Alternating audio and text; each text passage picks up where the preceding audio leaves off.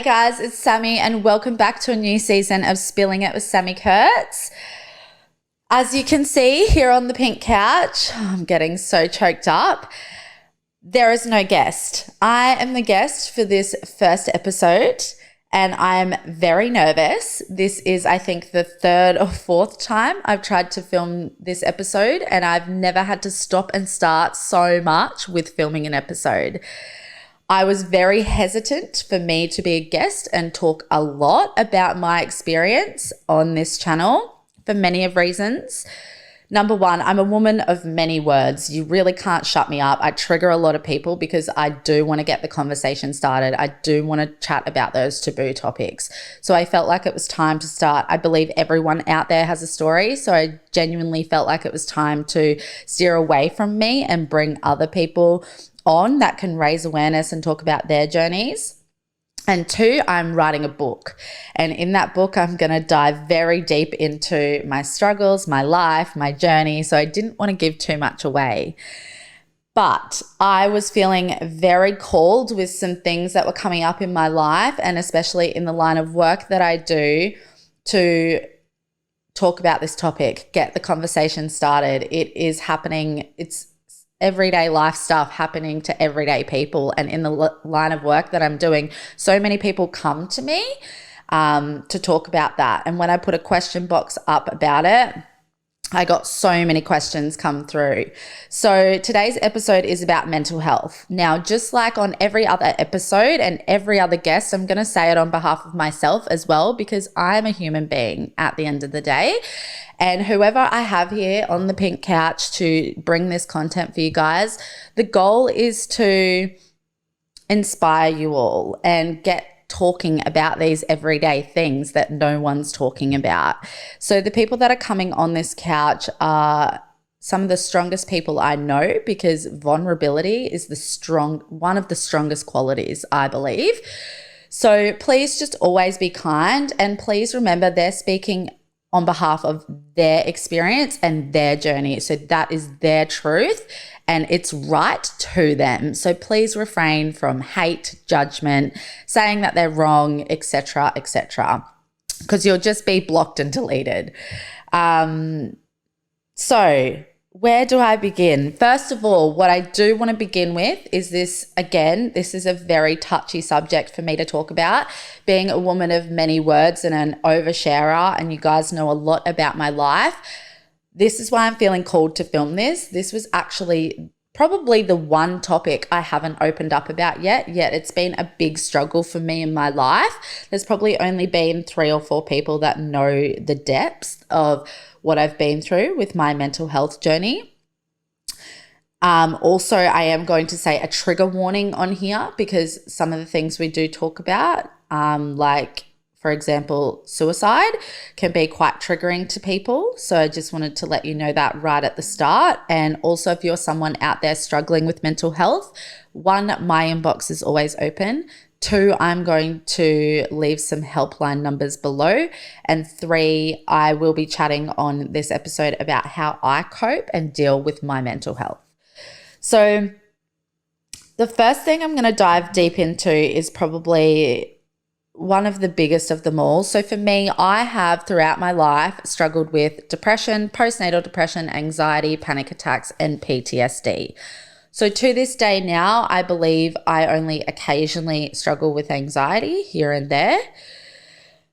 And the first thing I'm going to talk about is the depression. So one thing that I feel has really helped me on my journey as well, which we speak about in my online program, Valor, one thing that I learned when it comes to depression and anxiety is, and this has helped me manage my anxiety like you wouldn't believe, but depression is caused from worrying too much about the past, and anxiety is caused from worrying and stressing too much about the future.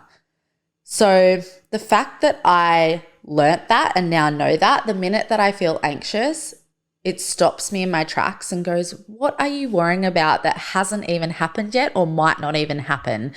And that, first of all, is giving away something that helps me manage my anxiety, because to this day, that's the only part of mental health that I really struggle with. Now, I'm going to dive deep into the depression side of things because I believe depression is one of the most brutal things I've ever suffered in my life. However, my depression, I believe, has been conditional depression, whereas not everyone's depression is conditional.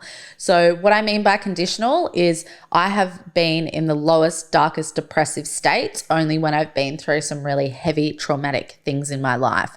So I believe throughout my life, since I was 15, I've suffered depression 4 times. And one of those times I was medicated, and I'm not going to talk a lot on this subject because I know this will trigger people. I am not a doctor, a psychologist, or a psychiatrist, and medication is absolutely there for a reason. But I have been medicated only once, and it absolutely was not for me. It made me not feel like myself and like a shell of a human, and I got off it straight away. I had really bad side effects to it. I understand there are more options out there. But I am very much the fact that I've only struggled with conditional depression. I very much prefer to go the natural route, and I will talk about all those things that I do again to manage and get through those times later in the video.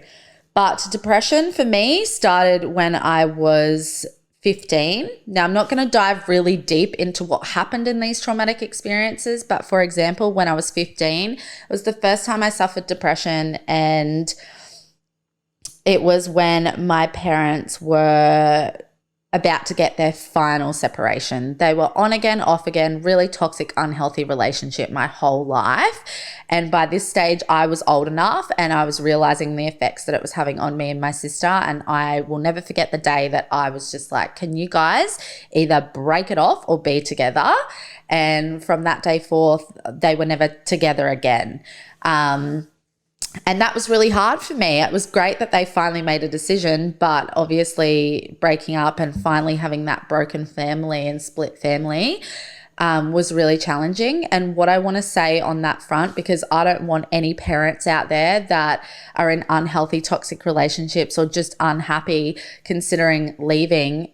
First of all, I'll say, from my experience now having kids and being in one of those relationships, do not stay for the kids. And I absolutely do not want my experience with depression and what happened from my parents being like, oh, this is why we can't break up because my child will get depressed or whatever. Like I said, I'm not going to dive deep into the ins and outs of what that experience was for me. But it was a very depressive time in my life, and it was the first time that I considered and started thinking about suicidal thoughts. I remember literally writing my mum running away from home, had no idea where I was going, and writing my mum a suicide letter. I was found, nothing eventuated. I was young. I was crying out for attention, really, because my parents were so focused on themselves and trying to keep themselves alive because they were going through something really painful.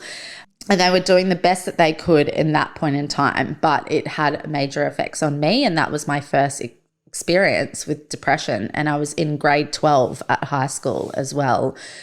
My second experience with depression was when I was 20 years old. I was in my first very serious relationship, and we had broken up. Not only had we broken up, I, at that time in my life, was partying a lot. I have dabbled in and out during my life with drugs, and that was a point in my life that I was partying a lot, drinking a lot, like every week, every weekend, doing drugs multiple times a week. And that's another thing that I will talk about when it talks about managing mental health. But that alone was enough to make me depressed, let alone being in an awful relationship and then a breakup on top of it. So that time, I actually did try to take my own life, and luckily enough, I was found and rushed to hospital and had my stomach pumped and in hospital, like in the mental health ward for, this is really hard to talk about, but like so much growth since then. Like, I don't know why, but for me, there's like shame around this, and there shouldn't be shame around it. But I was in the psych ward, and I just remember waking up and being like counting my lucky stars that I was still here, and seeing the other people around me and just feeling like I don't belong here. And again, like I'll say, fully conditional for the traumatic experiences I was living through. I was quite young and I didn't have much support around me. I felt really alone, and I ended up moving back in with my mum to get taken care of. The hospital was great, checking in on me, having visits from me. The friends at the time were great. And you know what? If it wasn't for that experience when I was 20 years old, when I went through the hardest year of my life, which is last year, I don't know if I'd still be standing here, because from that experience of trying to take my own life, I just would never, ever, ever try that again. The third time was, I wasn't suicidal this time, and for me, I believe this was a different form of depression, but I suffered postnatal depression and prenatal depression when I was pregnant and after I gave birth to my son, Brooklyn. And for anyone that suffered postnatal and gone and got help with postnatal, there are so many different ways or reasons why you could be someone that suffers postnatal depression. And again, I was in an awful relationship. I was in and out of being a single mom. I was scared. I didn't fall pregnant in a very nice way. I didn't feel like I don't enjoy being pregnant. Again, I don't feel like myself. My body was changing. I was young. I was in an unhappy place in my life. I had to move back in with my mum because of the relationship I was in and for that little bit of extra support. And then I didn't have a nice pregnancy. I had a really hard traumatic birth, and then I had a really, really sick baby. So from that as well is where I formed PTSD. So my son did not sleep, fed every 40 minutes until he was 6 months old, couldn't drive in the car. So my PTSD came from my experience with him and now around driving. Which there's not much to really talk about there. I am quite good in the car when I'm driving by myself, but when I have kids in the car, especially if one of them's cracking it, screaming or crying, I get so overwhelmed, so triggered, and this feeling through my body, and I just honestly can't handle it. I also get a lot of PTSD now around health and sickness, which is, I think health has always been a core value to me, but since having kids, like I said, my son was really sick and has been in and out of hospital for the first maybe 2 years of his life. So major PTSD around kids, driving, and health issues. The last time that I suffered depression and again dealt with suicidal moments was last year, 2020. Now, I think every single person that I speak to, 2020 was a literal bitch of a year. There's another word that I would much prefer to call it, but I'm going to refrain. It was hard on all of us. And just for me alone, I went through 2 breakups. Well, one at the end of 2019 and another one at the end of 2020. And they were both really painful, unhealthy relationships. And I'm friends with both of them to this day. I have nothing bad to say about them. And I totally understand that it was just a massive time of lessons and growth, and that was all meant to happen, but it doesn't excuse how painful and hurtful they were. And 2 in the 1 year was a lot, while also having a newborn baby, trying to adjust to co-parenting, trying to adjust to life as a single mum. I lost what I thought was my dream job, something that I'd worked half a decade for, which was my blow dry and beauty bar. Due to the breakup, I had to lose that. And then I tried to get back up off my feet, dealing with all of that, and then COVID hit. So my career, which I had always put first, even probably above my kids, I had now lost that. So there was a lot of loss of identity. I didn't know who I was anymore. And this is why I'm so passionate about the work I do with self, because it's who are you aside from being a parent? Who are you aside from going to work or owning your business? We always need to be focusing on the relationship with self, and that's self-love. And then after COVID, I again tried to get back up on my feet as soon as I could, and my dad suddenly passed away. And that was where the suicidal thoughts started for me. It wasn't really from a place of depression here. Like, there was a lot going on for me, but it was more just like there were so many things left unsaid. I just missed him so much, and I just couldn't wait to see him again and be with him again. So it's like I didn't want to be here. I wanted to be with him. And that's how the thoughts started. But then as the grief process went on, like, I didn't get invited to my own dad's funeral. I didn't get to say goodbye to my dad. He was hidden away from me. I didn't get his ashes. I didn't get any of his belongings. So not only was I a single mom with no income, then my dad died. I had to put any savings that I had into a funeral for him. I then got stuck in a really brutal, hurtful legal battle as well. There was honestly, I kid you not, every month last year, I would try and get back up, and I didn't even have a chance to get back up before something else would happen. So it was a lot. Last year was a lot, and it went from those suicidal thoughts around just wanting to be with my dad again to actual suicidal thoughts of it just like, it was just, life was so fucking unfair. I was just like, you know, I'm probably one of, or the strongest person that I know. And it just made me scared for like other people out there to experience what I was experiencing. And I can honestly say, if it wasn't from my experience of trying to take my own life when I was 20, or for the fact that I had two beautiful, amazing children, I can honestly say I wouldn't be here. I wouldn't be sitting here anymore. That's how low and depressed. And it was a struggle to get out of bed and breathe. Every morning when I woke up for a couple of months there, I just was like, I cannot do this anymore. Like, here we fucking go again. Like, it is actually hurtful to me to breathe. So although mine was very conditional depression to a lot of traumatic events in a really short amount of time, I do want to say depression is a thing. Don't ever minimize someone's depression. Like, it is so serious. I've even lost two close people to me to suicide, my cousin, and last year when I was going through what I was going through, I lost a really close friend to me. And it's so sad. And I just want to say, if you're someone out there that's dealing with mental health, depression, anxiety, whatever it is, and you're having these thoughts, I can speak from experience, but I promise you it does get better. Keep holding on, keep asking for that support, for that help, because I assure you, you are on this earth right now, literally for a reason. If you weren't meant to be here, something would have already happened to you, or you would have never been born. You are meant to be here.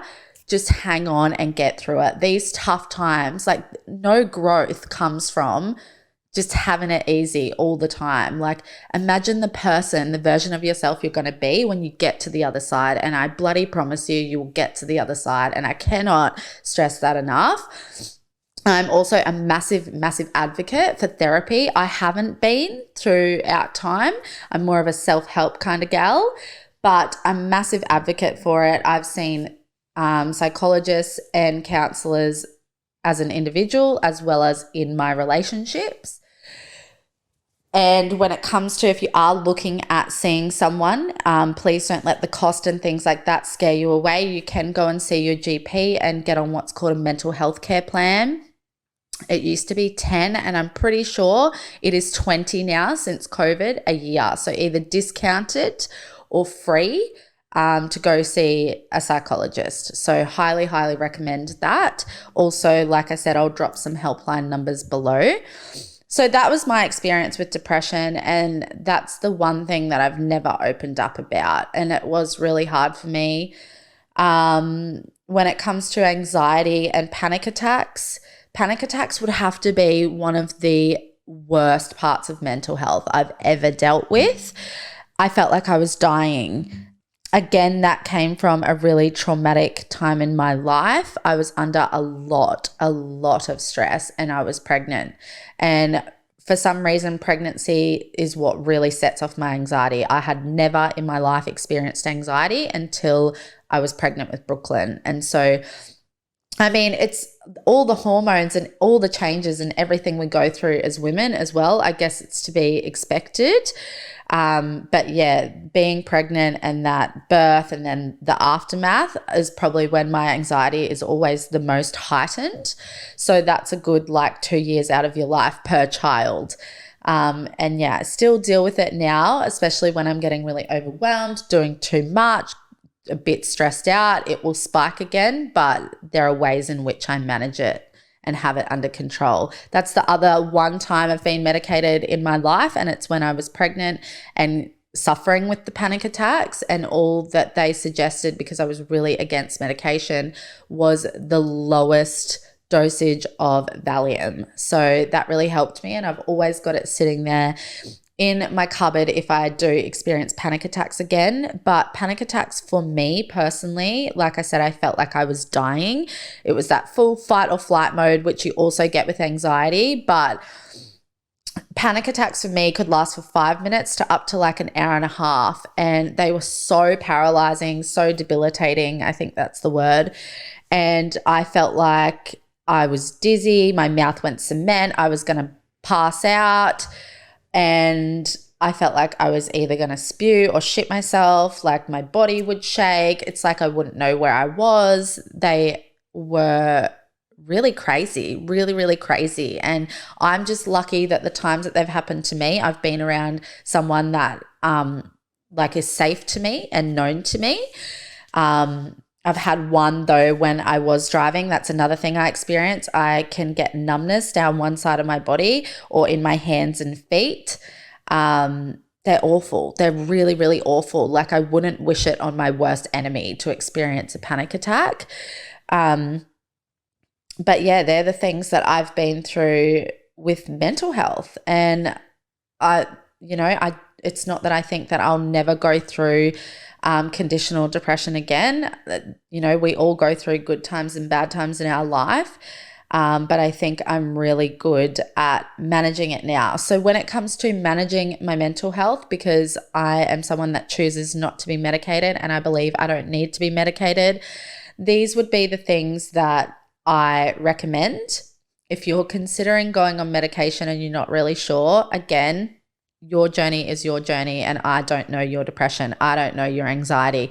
I'm not a doctor. I'm not a psychologist, and medication is absolutely there for a reason. But the thing that when coaching women, and they're going through deep, dark times, my suggestion to them is always, are you eating well and are you exercising? For me, when I was suicidal last year and I started to reevaluate my life, recoach myself, look at my core values, everything like that, I was like, well, I am in a really deep, dark place, but I'm eating like fucking shit and I'm not exercising and I'm literally drinking every weekend. And that's the other thing with depression and mental health and things like that. So many of us out there struggling with it always find these other vices to try and deal with it. But just remember that shit's making it worse. So things like addictions, so whether it be drugs or alcohol or sex and porn, or another person, we need to really be looking at our life choices and seeing, and is this shit contributing to our poor mental health? Start eliminating what doesn't serve you anymore. Another thing that I wanted to bring up was relationships in your life. So I speak about this over on my business, but I truly believe that my dad died at 51, and I truly believe it's from emotional bullshit and an unhealthy toxic relationship. So this is why I'm going to give this away here on this episode. No one knows this yet, but I've been studying for a little while and I'm actually going into working as a relationship coach for men and for women. I'm so passionate about relationships. This is what the Pink Couch is about. It's about relationships with intimate relationships. It's about family, friendships, co-parenting, relationships with yourself. I'm obsessed with relationships. It's honestly what makes the world go round. And it is so, so important to have good, supportive, healthy relationships in your life. Because my dad didn't ever deal with his emotions, this is why else I've become really passionate and can't wait to work with men since having a son and since losing my dad. I feel like there's so much around men just having to be men and suck it up. And it's like, we need to start honoring our emotions. None of us are robots. Jealousy is normal. Anger is normal. Sadness, it's all normal emotion. And if you're anything like me, for the first 32 years, I literally just tried to shove it down. And I had these constant health issues and I didn't understand why. And it wasn't until I started to, you've got to feel it to heal it. So everyone, if there's anything I can stress enough, start honoring your emotions, start honoring your loved ones' emotions, because the quicker they can feel it and get it out, the quicker they can heal it and move on. Instead, by encouraging someone to just shove it down and suppress it, I truly believe this is what causes sickness, disease, things like cancer, because it's got nowhere to go. It's just festering in our bodies. So that's what brings me to your relationships as well. It has literally been proven and researched from the stuff that I'm working on and studying right now that people that stay in unhealthy, toxic relationships can literally shorten their life by 10 to 20 years. Because think about it. Think about when so many of us have been in awful relationships. Think about to your most awful relationship you've been in, and think about when they used to make you so angry, so triggered, so anxious, so sick to your stomach. Like, think about what that's doing to not only our nervous system, but just our bodies and our general health. So if there's anything I can stress enough is also, how do I deal with my mental health? I have a small circle. I know it looks like I don't, but I do have a small circle, and I'm still learning that even up until recently. Like, always have space in your life for something good to come in. Don't always have it too full and chock-a-block. Always have space to bring good things, good people into your life, and start removing or doing less of or having less of shit in your life. And I know so many of us out there are going to resonate with this. You've got some kind of friend, or you've got a partner or family in your life that is just taking you for granted, treating you like shit, abusing you. Like, we're all guilty of it.